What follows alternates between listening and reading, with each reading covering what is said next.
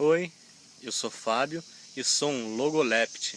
Salam alaikum, ni hao, guten tag, jambo, aloha, konnichiwa, ciao, annyeonghaseyo, hello,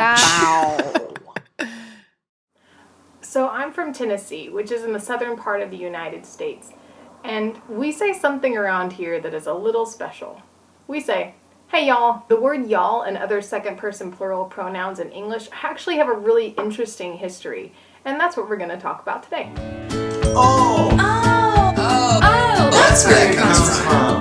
Before we get too deep into the etymology and the history of these pronouns, let's talk first about what a pronoun is. So you probably know that nouns are words in a language that refer to the people, places, things, and ideas. Then pronouns are the words that are used to substitute for nouns or to take the place of nouns in sentences so you don't have to say the same noun over and over again. Then when you talk about person in a language, you're talking about the perspective of the speaker. The easiest way for me to think about it is that if you think that you are the only person in the room and you start talking, you probably talk to yourself and you say things like I and me, right? Those are first person pronouns. I is the subject pronoun and me is the object pronoun. If you imagine there's another person in the room and you start talking to that other person, so you start saying like you because that is the pronoun you use for the second person. So that is the second person pronoun. If you think about you have a third person in the room, you can start talking about him or her or it. Or if you want to use the subject third person pronoun, he, she, or it. A first person plural pronoun is if there is more than one of you. It sounds a little crazy, but if you think about it, this would be we and us. And then we have third person plural pronouns like they and them, but in English we don't really have a formal second person plural pronoun. We're actually the only language on the planet that doesn't. So the word y'all is considered by really pure grammarians to be incorrect English because it's not standard. Yet many may not be aware that the use of y'all is actually considered to possibly be closer to the original Old English language. The history of the use and transmutation of the English second person plural pronoun, and especially the arc of its growth, its death, and its rebirth of usage, demonstrates a great vitality in the English language that I love. So let's talk a little bit about Old English. Old English originated primarily from a mix of Celtic, Latin, and German, all of which contain second person singular and second person plural pronouns. Now, full disclosure, I'm probably mispronouncing some of these. If you want to correct me, feel free to do so. In Celtic, you had thu and sib. In Latin,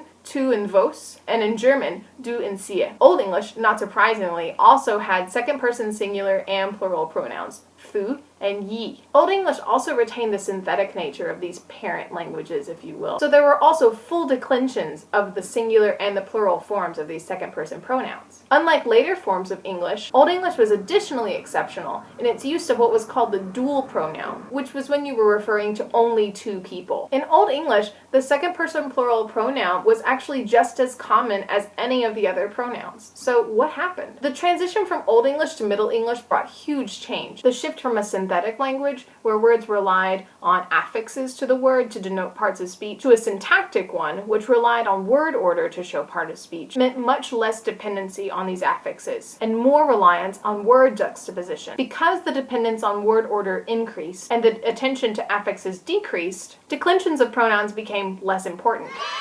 As a result, some of the cases, like the dative and the accusative case, became the same, known as the oblique case. One of the most important differences in pronoun usage during the Middle English time period, though, was the complete evaporation of dual pronouns in favor of plural ones. This comes as little surprise, since most languages that have a dual case over time get rid of them. Yet the existing pronouns also had pretty major changes. From thou, thine, and thee to thou, thine, thine, or thee. From ye, your, and yow to ye, yora, and yow. The only quality that distinguished these two groups was number. The thou forms were singular, and the ye forms were plural. During the time of Middle English, however, the concept of using plural pronouns in formal situations was on the rise. This concept was called the TV distinction, referring to the Latin pronouns tu and vos. And it was also observed, and still can be, in several other European languages that have influenced English, including Latin, Dutch, and German. While most believe that the French imparted this TV distinction during the Norman Conquest, others think that plurality is a metaphor that insinuates power, therefore making it appropriate for royalty in higher positions to be seen as more than one. This is a concept that modern English speakers can still probably understand, with the concept of the royal we like we are not amused. Others speculate that this pronoun shift happened because of Latin, tracing all the way back to the split of the Roman Empire into the East and West, when two emperors simultaneously ruled, one in Constantinople and one in Rome. Whatever the cause might have been, Middle English speakers used thou, thigh, and thee, originally solely for singular pronouns, to people of lower status, people like children, and people who were familiar. And then they used the forms of ye, yower, and yow to refer to people who were of higher status, and not as plural pronouns anymore. Several writers like Shakespeare had fun with the pronoun usage and the implications that it had for lower class status. Soon, however, infatuation with the TV distinction was over. And interestingly, the plural pronouns ye, yower, and yow, which became you by this point, reigned supreme and took over all of the other thou forms. Eventually, you even took the nominative case of ye. This made them the only pronouns for second person, singular and plural. By the 1700s, thou had all but vanished from the English language, and the second person plural pronoun was no more. And so we had what we have today: you, your, and yours. A lot of English speakers over time have felt that the absence of a second-person plural pronoun is a disadvantage to the language, and have therefore started to create their own. In 19th century Ireland, letters from a woman in the Southwest start to show the first signs of a new second-person plural pronoun. She says, "I beg to ask the last request of ye. I wrote to ye 8 days ago, saying I would be ready." I said earlier the Irish did have a second-person plural pronoun, and it was sib. So why does she use ye here? According to her letter, she is an English speaker, and it seems like she goes back to the Middle English usage of ye as a plural pronoun. From here, it became common in Dublin to use yous, yees, and yiz, depending on dialect, for non-standard second-person plural pronouns. They were formed from the Middle English you and ye, and by simply adding the s suffix to show plurality. And when Irish people began immigrating to the United States, they brought this usage with them. It still survives today in places where Irish immigration is very high. In the North and especially in urban areas. Speakers in these regions say use, and experts say that this is almost positively from Irish influence. Irish immigration to other English-speaking countries also affected the use of the second-person plural pronoun. For example, many English speakers in New Zealand, England, Scotland, and Australia still say a form of use. So several forms of second-person plural pronouns came from combining other words. In modern-day England, the most common plural pronoun is to say you lot. Speakers of Tagalong, the current English Creole in Trinidad, tend to combine the words all of you to say all ya. And other Caribbean English dialects have formed words like unu, una, and yina as forms of all ya. The United States has several different contemporary ways for identifying two or more people. The most common is in the Midwest, where people often say you guys. But Southerners and speakers of African American vernacular English often say y'all. And several speakers in Pennsylvania and parts of the Appalachians have a contraction for you ones, like you-uns, you-uns, yees, or yiz. You guys, in fact, is particularly interesting, as some claim that it is the only major change in the pronominal system of English that has occurred since the loss of thou and thee 4 centuries ago. As I mentioned, you guys is considered to be the most widespread use of the second-person plural pronoun, used especially in the Midwest, the Northeast, and the West Coast. And many consider it to be on its way to being proper speech. However, there is resistance. Some people find the use of the phrase you guys to be an inappropriate use of the masculine form guys to refer to mixed company. Though evidence from as early as 1942 shows that a very small population think of guy as being a male-only word. Some scholars believe that guy entered the English language in reference to the infamous British rebel Guy Fawkes, who planted explosives as an act of defiance against the government. Remember the 5th of November. Just saying. Fawkes acted under the supposition that anybody could stand up to the government. So the scope of guy's meaning spread out to be anyone who wanted to fight against the man, ironically. From there, you guys formed as a second-person plural pronoun and a genderless term. Still, others oppose the adoption of you guys as the formal second-person plural pronoun for other reasons. For instance, columnist Judith Martin, known as Miss Manners, thinks that the phrase you guys just sounds simply too casual to be used in formal speech. And she's not alone. In fact, several occupations train new employees to not use the phrase you guys when talking to a client or a potential customer. Nevertheless, resistance like this, some say, is just a sign of linguistic growing pains. Delia Rios wrote for the Seattle Times and said, "It's the you guysing of America. Linguistic change typically takes one of two paths. It remains marginal, never becoming more than slang, or it enters standard English. If the latter, there is almost always pushback from what linguists call established older speakers."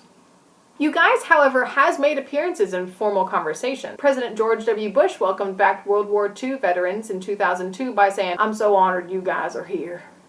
That's my George W. Bush impression. And Prime Minister Tony Blair has also referred to journalists as you guys. Of course, a lot of people will probably question President Bush's formality and or intelligence and education, and some think Blair was using you guys tongue-in-cheek because of the uncommon, though growing, usage of you guys in the United Kingdom. It should also be mentioned that in some places, including New York, Michigan, and some areas of Pennsylvania, some people even say "yous guys," which may have been influenced primarily from that Irish "yous" that we talked about earlier. Similarly, linguists suggest that the use of "youans" in the folk speech of the South, Southeast, and South Central West, in and around the Appalachians, came from the Ulster Scots, whose speech was affected by the Irish. The Scots took the Irish "yous" and combined it with the 18th century Scottish pronoun "ain," which is meant to refer to a certain person. And this created yin, a non-standard Ulster second-person plural pronoun. Sometimes, too, the Ulsters would say a hybrid, like "yousians." When the Scots immigrated to America and began to settle in the East and in the Appalachian region, the use of yin, yins, and yousians was introduced into American English. The tendency to attach "un" or "in" to the end of nouns, pronouns, and adjectives also came from the Ulster Scots. That's a big one. So it's probable that the pronominal "youans" actually arose in North America thanks to the Ulster Scots. Y'all is the next largest North American non-standard second-person plural pronoun, besides you guys. Though y'all sometimes has a stigma of unintelligence, it seems to be closer to standardization than you guys for one main reason. Y'all has a genitive case. Y'alls. Many speakers find it really awkward to try to make you guys into a possessive case. You guyses or use guyses. But y'alls rolls off the American tongue really easily. Furthermore, y'all has a range of plurality. My science teacher in high school used to always say, "You have all, and then you have all y'all." One major quality also sets y'all apart from you guys.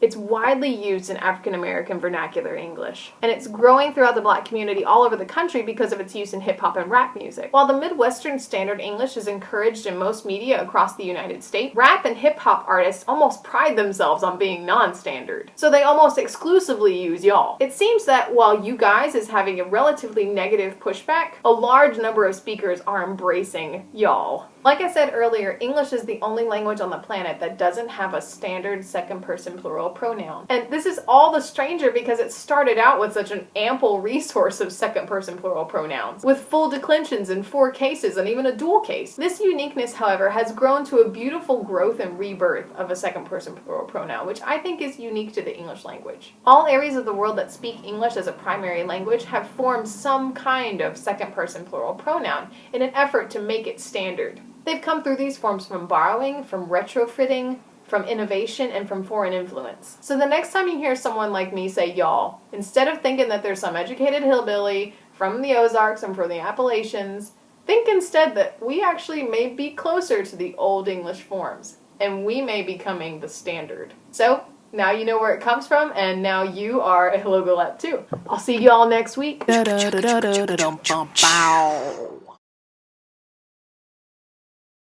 From ye, yower, and ye.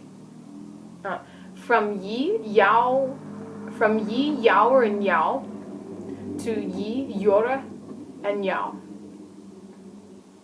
From ye, yower, and ya. From ye, yower, and yow, to ye, yora, and yow, and yow, yow. To ye, yora, and yow.